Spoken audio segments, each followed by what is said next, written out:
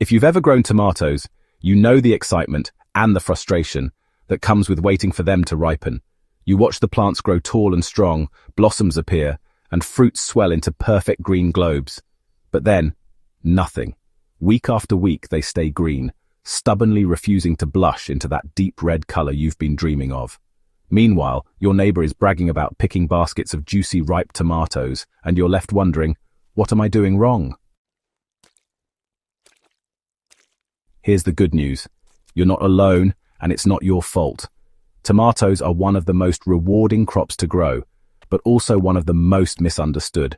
When they won't ripen, it usually has little to do with your gardening skills, and almost everything to do with science, timing, and the environment. Once you understand how ripening really works and what's getting in the way, you can fix it quickly and finally enjoy those homegrown tomatoes the way they were meant to be eaten, sun-warmed, sweet, and full of flavor. To understand why tomatoes don't ripen, you first need to know what makes them turn red in the first place. Ripening is triggered by a natural plant hormone called ethylene. Once a tomato reaches its mature size, it begins producing ethylene, which sets off a chain reaction. Chlorophyll, the green pigment, breaks down, carotenoids like lycopene and beta-carotene build up, and the fruit shifts from green to red. At the same time, the flesh softens, starches convert to sugars, and flavors develop. But here's the catch. Ethylene doesn't work in a vacuum. Its effectiveness is heavily influenced by environmental factors, especially temperature. If your tomatoes aren't turning red, chances are the environment is shutting down or slowing the ripening process. Tomatoes are, well, pretty picky when it comes to ripening conditions. The sweet spot is between 70 and 85 degrees Fahrenheit, or 21 to 29 degrees Celsius during the day, and 60 to 70 degrees Fahrenheit, that's 16 to 21 degrees Celsius at night. Within that range, ethylene production hums along, and tomatoes ripen beautifully. But once temperatures climb above 85 degrees Fahrenheit, or 29 degrees Celsius, the enzymes responsible for producing carotenoids, those red and orange pigments, stop functioning. Instead of blushing red, the fruits just sit there, green and unchanging. If it's really hot, you might notice uneven ripening, tomatoes that are half red and half green, or fruits with stubborn yellow shoulders. On the flip side, if nighttime temperatures drop below 55 degrees Fahrenheit or 13 degrees Celsius, ripening slows dramatically too. The fruit is simply waiting for better conditions. So, if you're in the middle of a heat wave or a chilly stretch in early autumn, your tomatoes may be in a bit of a holding pattern until nature shifts gears. Here's a gardening myth worth busting. Tomatoes don't need direct sunlight on the fruit to ripen. In fact, too much direct sun on the fruit can actually delay ripening. When tomatoes are exposed to blazing sun, their internal temperature rises above the ideal ripening range. That's why some fruits develop sun scald, those pale, leathery patches, or ripen unevenly. The truth is, tomatoes ripen just fine in the shade of their own leaves.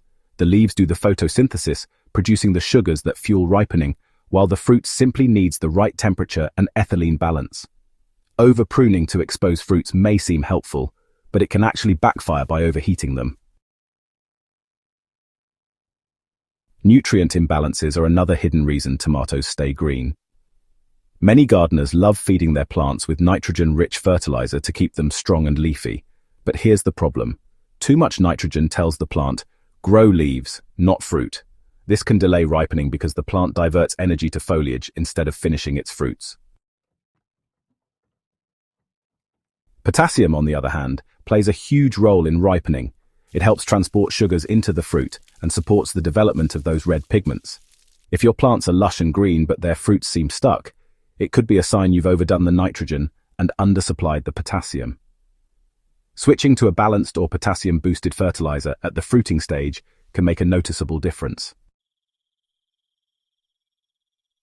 If it's too hot, you'll want to provide shade with cloth or mesh to keep fruits cooler. And if nights are too cold, try using row covers or even old sheets to help trap a bit of warmth. Honestly, just a few degrees can make a huge difference.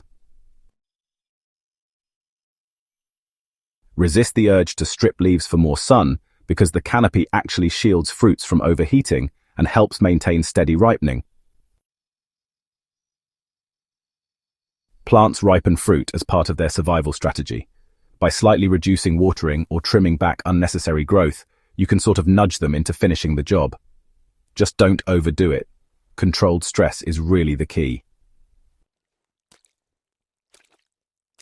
If the season is ending or, the weather just won't cooperate, pick mature green tomatoes.